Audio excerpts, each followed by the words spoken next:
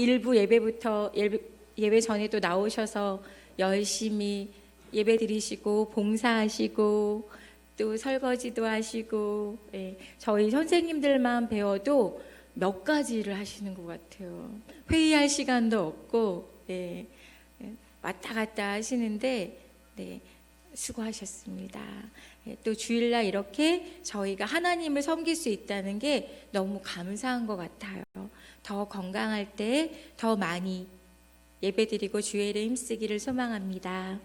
저는 일주일이 한 달, 1년처럼 느껴지는 한 주간을 보냈습니다. 이제 겨울 성경학교를 준비하고 교재들도 다 이제 구입하고 포스터 이런 것 모든 준비가 다 끝났고 강사 섭외와 이번에 또 어린이 부흥회 목사님을 모시게 됐고 정말 순조롭게 모든 일들이 잘 이루어졌거든요. 그리고 또 성경학교 신청서도 부모님들한테 많이 보내고 그런 상황 가운데서 그냥 잠깐 끝날 줄 알았던 게 점점 이렇게 되니까 어찌해야 할 바를 모르겠더라고요. 전 약간 리더 기질은 없는 것 같아요. 결정 장애가 있어요. 네. 성경학교를 해야 되나 말아야 되나가 너무 고심이 되더라고요. 그래서 매일 아침에 일어나고 잠자기 전에 이제 어떻게 진행이 됐나 소식을 보고 제가 여름 성경학교를 지금 꼭 하려고 했던 이유가 하나 있었어요. 저희 아동부에 부모님이 믿지 않는 아이들이 나오고 있는데 누나랑 남동생이에요. 근데 그 누나랑 남동생이 3월에 다른 나라로 이민을 가요.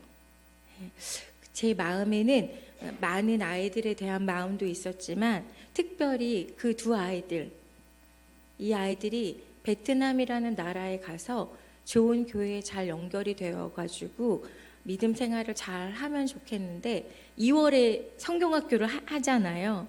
근데 이번이 사도신경, 우리의 믿음을 고백하여라는 주제라 하나님, 예수님, 성령님에 대해서 너무 잘 나와져 있는 거예요, 교재. 그래서 특별히 그 두 아이에게 마음이 많이 갔었거든요. 근데 이제 이런 상황이 벌어지니까 해야 하나 말아야 되나 너무 일주일간 정말 힘들었어요. 그래서 제가 하나님께 기도했어요. 하나님, 사인을 보내주세요. 연기하는 것이 하나님의 뜻이면 선생님들 중에 누군가 한 분이 저에게 걱정의 문자를 보내게 해주세요. 그렇게 기도했거든요. 아무한테도 연락이 안 오는 거예요. 그래서 제가 목사님께 목사님 어떻게 하죠? 하고 문자를 드렸어요. 근데 목사님이 조금 더 기다려보자고, 주일까지 기다려보자고. 목사님도 되게 힘드셨을 것 같아요. 일주일 동안. 목사님 힘드셨죠? 네, 네. 저는 그 짐을 목사님께 또 넘겨드린 거예요. 제가 정말 결정을 못 하겠더라고요. 사인을 구해도 사인이 안 오고. 근데 목사님께 문자를 드리고 났더니 우리 아동부 부장님이 문자가 왔어요. 걱정된다고. 사인이죠, 이거. 하나님, 저는 결정을 내릴 수 없어요. 누군가 선생님들 중에 단 한 명이 걱정하는 문자를 보내주세요 했는데 문자가 왔어요. 이거 응답이죠. 응답 아닌가요? 응답이죠. 아멘. 이거 맞네? 근데도 마음이 또 그런 거예요. 이 믿음이 없어가지고 또 기도했어요. 하나님, 저는 결정을 못하겠습니다. 네, 목사님이 교회의 리더십이시니까 목사님을 통해서 또 그 음성을 들려주시면 좋겠어요 했는데 목사님이 또 걱정된다고 문자를 주셨어요. 2가지 응답을 받았습니다. 그리고 또 앉아있는데 제가 그 한나랑 한울이 생각을 하면서 찬양을 하니까 하나님이 너 내 영혼을 네가 왜 걱정하냐, 또 그 마음을 주신 거예요. 할렐루야. 아멘 안 하시네요. 예. 그래서 저는 3가지 응답을 받고 이 자리에 올라왔습니다. 오늘 많은 아이들이 결석을 했어요. 온 아이들도 마스크를 하고 또 한 어린이는 와서 전도사님, 저 다음 주에 그거 못 올 것 같아요. 우리 엄마가 가지 말래요. 그러는 거예요. 걱정하지 마, 연기했단다 하니까 너무 좋아하는 거예요. 그런 맑은 밝은 영혼을 가진 우리 아이들이 마음껏 예배드리고 마음껏 찬양하고 마음껏 기도드릴 수 있는 이 나라와 이 교회가 되기를 간절히 소망합니다. 이런 상황 속에서 어떻게 우리가 지내야 될까요? 어떤 마음으로 지내야 할까요? 그런데 계속 너무 힘들고 너무 속상하고 걱정되고 마음이 아픈데, 감기라는 영화 보셨나요? 그거 꼭 가서 보세요. 그 감기 영화를 보면은 꼭 이런 사태를 예언한 것 같은 영화예요. 근데 그 영화에서 병원 여의사의 딸이 그 전염병에 걸려요.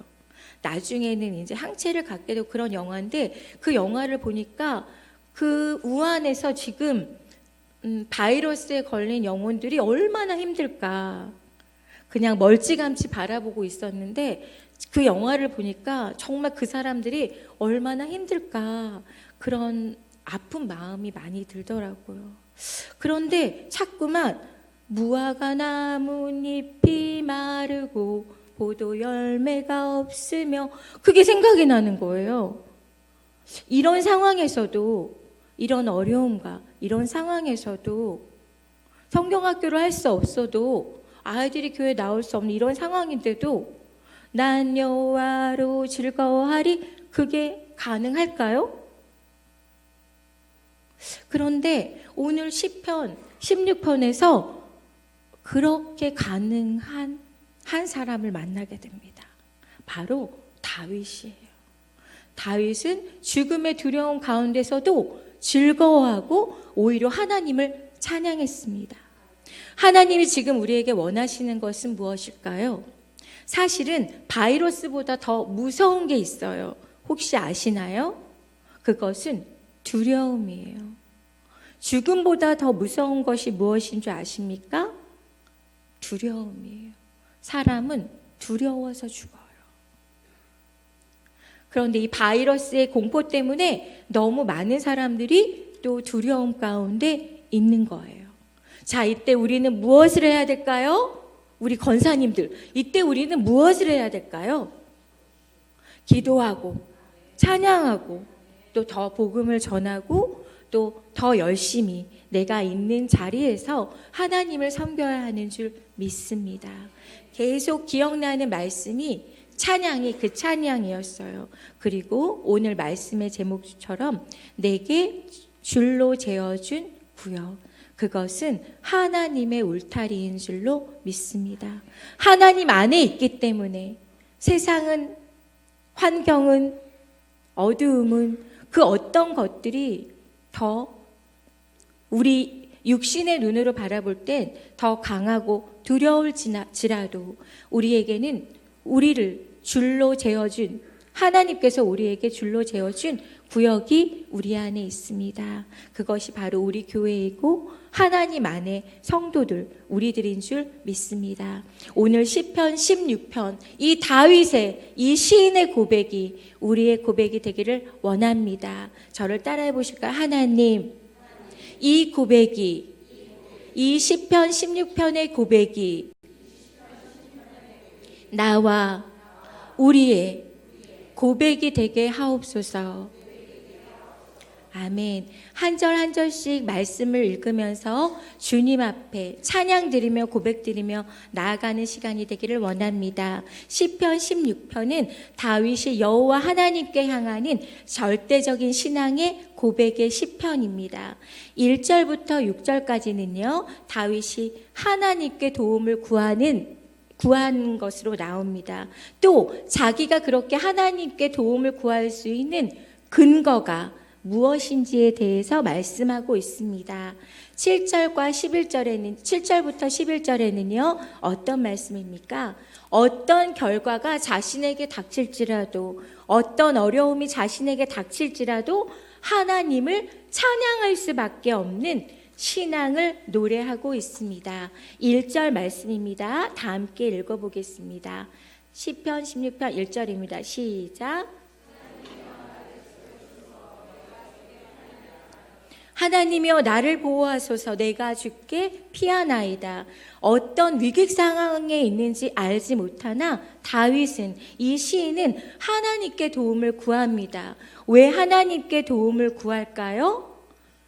어떤 방백이나 어떤 것으로도 우리를 도와줄 수 없기 때문이라는 것을 이 시인은 알기 때문입니다. 오직 예수, 오직 하나님 밖에는, 예수님 밖에는 나를 도와줄 힘이나 근거가 없다는 걸 알기 때문에 하나님께 간구하며 나아가고 있습니다. 2절 말씀을 함께 읽겠습니다. 시작. 내가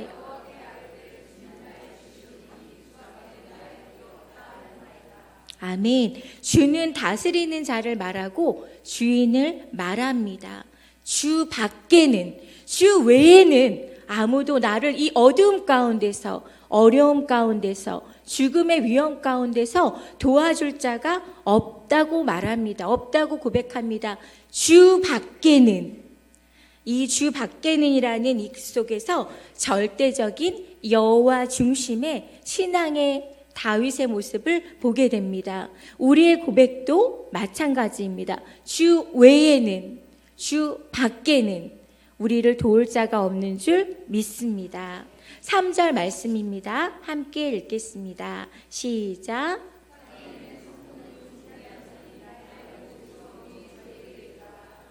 땅에 있는 성도는 무엇입니까?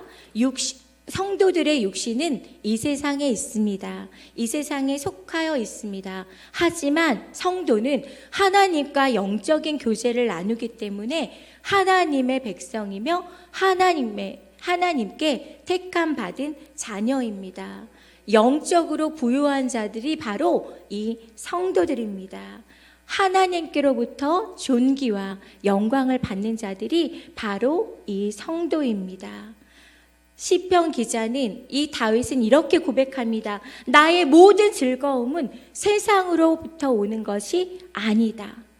어디에서 온다고요? 주의 백성들로부터.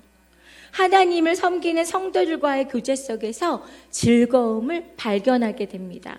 저도 어제 아동부 선생님들이랑 현수막 만들고 같이 저녁 먹었는데 너무 행복했어요. 세상에서 제일 행복했던 것 같아요. 믿음 안에서, 주 안에서 하나님의 일을 함께 하면서 하나님의 이야기를 나누면서 같이 식사를 하고 은혜를 나누고 하는 그 시간이 우리에게 가장 즐거운 시간인 줄 믿습니다. 사랑하는 성도 여러분, 옆에 분을 바라보세요. 그 분을 바라보시니까 너무 기뻐요? 어이구, 이러지는 않으시죠, 설마? 그럼 어디 손 한번 잡아주세요. 당신을 사랑합니다. 당신을 축복합니다. 하나님을 섬기는 성도의 교제 속에서 즐거움을 발견하기를 원하는 것입니다. 그래서 교회에 와야 되는 거예요. 하나님께 예배드리고 하나님을 찬양하고 하지만, 하나님을 위해서 열심히 일하지만 우리 안에, 성도들 간에 아름다운 사랑의 교제가 있어야 하는 줄 믿습니다. 초대교회 성도들은 항상 떡을 떼며 나눴잖아요. 그런 시간이 더 많아져야 하는 줄 믿습니다. 거룩한 백성과 더불어 살아가고 싶다는 삶의 교제를 갈망하고 있습니다. 4절 말씀입니다. 4절 말씀 함께 읽어보겠습니다. 시작. 다른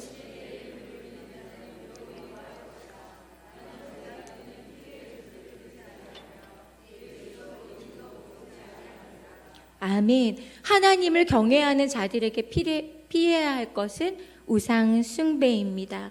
여기서 말하는 전제는 포도주를 다른 제물과 함께 부어드리는 제사로서 하나님께 대한 헌신과 충성을 상징하지 아니하고, 이 4절에서 말하는 피의 전제는 우상 숭배 시에 동물의 피를 온몸에 바르거나 마시던 것, 어린아이들을 제물로 바치는 행위를 말합니다. 나는 우상을 숭배하지도 아니하고 그 우상들에게 이런 행동도 하지 않겠다고 이야기하고 있습니다. 5절 말씀입니다. 5절 말씀 함께 읽어보겠습니다. 여호와는 나의 산업과 나는 우상을 섬기지 아니하고 오직 주밖에는 나의 도움이 없고.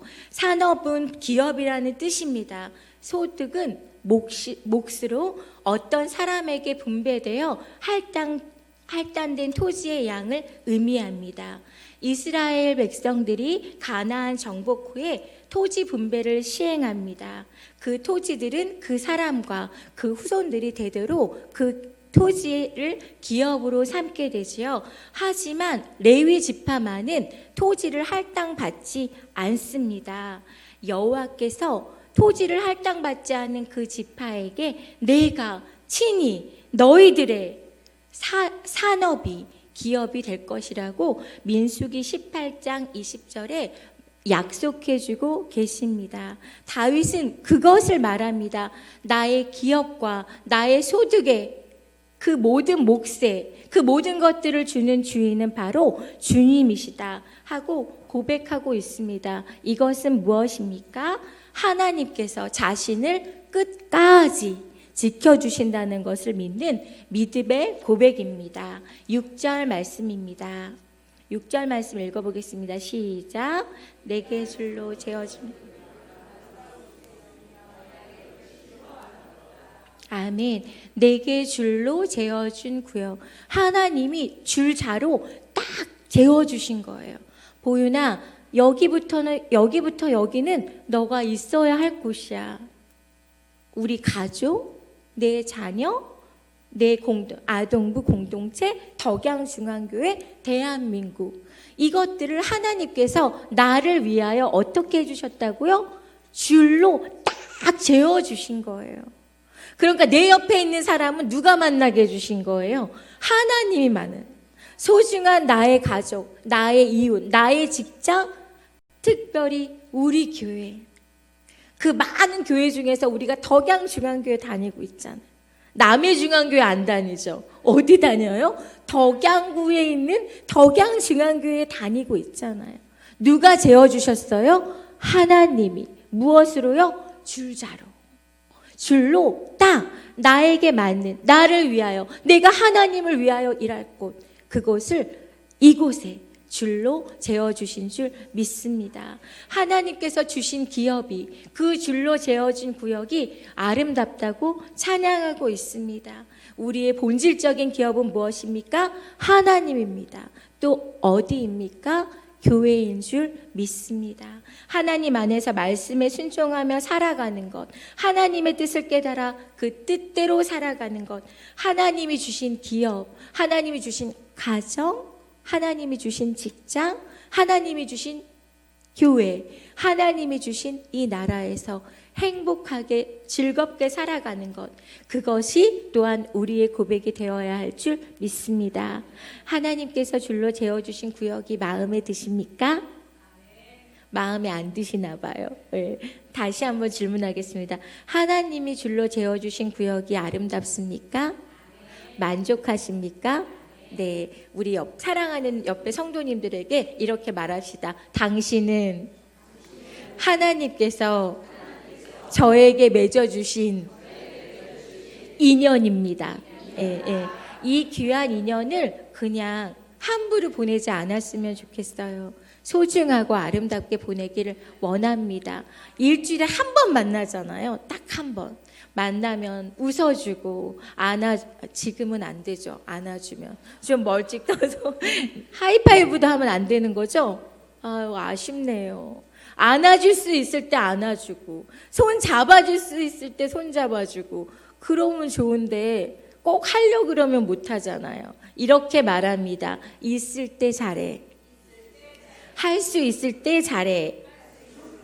네. 이제 다 바이러스가 다 없어지면은 손도 잡아드리고 안아도 드리고 기도도 해드리고 그런 날이 빨리 오기를 소망합니다. 7절 말씀입니다. 나를 훈계하신 여호와를 송축할지라. 아멘. 하나님의 훈계는 다 무엇에 근거합니까? 사랑에 근거합니다. 그렇기 때문에 하나님의 훈계를 받은 자는 다 복된 자인 줄 믿습니다.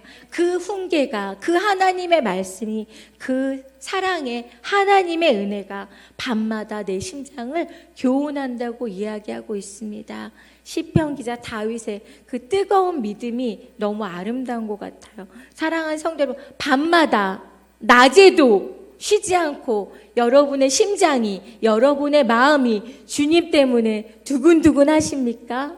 주님의 말씀 때문에, 주님의 말씀의 교훈이 내 심장을, 내 마음을 움직입니까? 이 고백이 저와 우리들의 고백이 되기를 원합니다. 비록 이렇게 어려운 가운데 있지만, 죽음의 위협 가운데 있지만, 나는 날마다 하나님의 교훈을 사모한다. 다윗의 뜨거운 마음과 감사의 마음을 볼 수 있습니다. 하나님이 다윗을 왜 사랑했는지 알 것 같죠? 하나님이 다윗에게 이렇게 말했습니다. 내 마음에 합한 자다. 그 이야기를 우리도 듣기를 원합니다. 너가 내 마음에 합한 자다. 하나님께서 이렇게 말씀해 주셨으면 좋겠어요. 다윗은 죄도 지었잖아요. 실수도 많이 하고. 그런데 그렇게 실수하고 죄 많은 다윗을 하나님이 왜 그토록 사랑하셨을까요? 밤마다 그의 심장이 주님의 말씀으로 인해, 주님의 사랑으로 인해 뜨겁게 뛰었던 것을 우리 주님이 아십니다. 우리 하나님께서 이 다음에 우리가 하늘나라 올라가면 그래 너는 내 마음에 합한 자였다 라고 칭찬받는 저희들이 되기를 원합니다. 8절 말씀입니다. 함께 읽어보겠습니다. 시작. 내가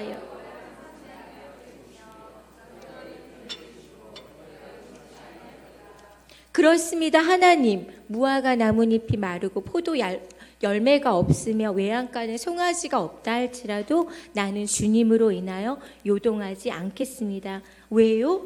주님이 내 오른편에, 내 우편에 계시기 때문입니다. 성경에서 오른쪽은 권능을 상징합니다.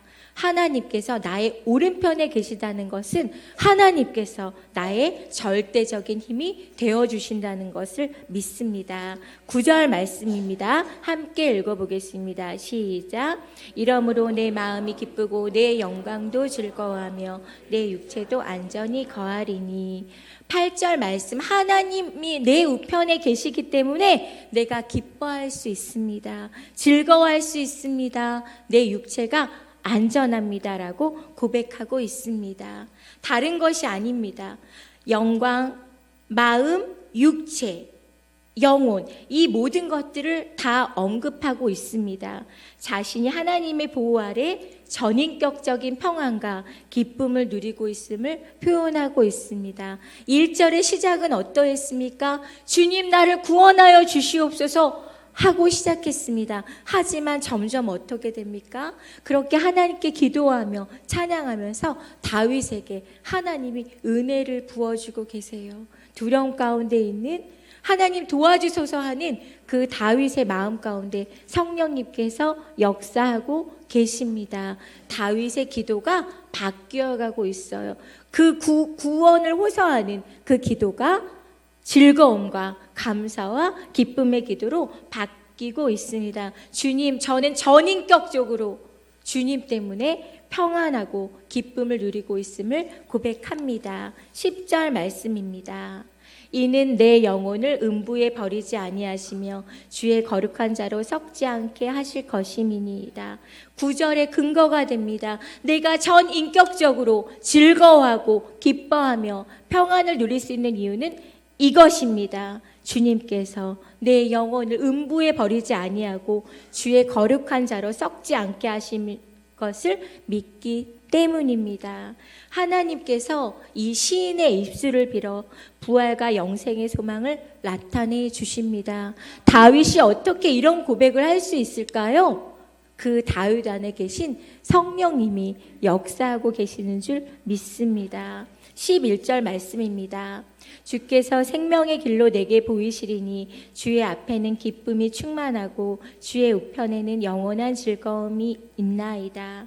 하나님으로부터 말미암은 구원과 그로 인해 하나님 안에서 누릴 수 있는 기쁨을 말합니다. 지금 현재 위기에 처해 있지만 오직 하나님을 의지할 때 반드시 구원을 받을 수 있음을 기뻐할 수 있으며 하나님의 인도하심으로 말미암아 구원의 길을 가기 때문에 즐거움이 있다고 고백하고 있습니다. 사랑하는 성도 여러분, 우리는 안전합니다.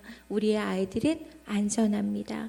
그 주님 때문에 항상 안전하다는 그 믿음과 마음이 우리에게 있어야 될 줄 믿습니다. 하나님께서 우리에게 줄로 재어주신 구역은 바로 울타리입니다. 하나님은 우리에게 울타리를 주셨습니다.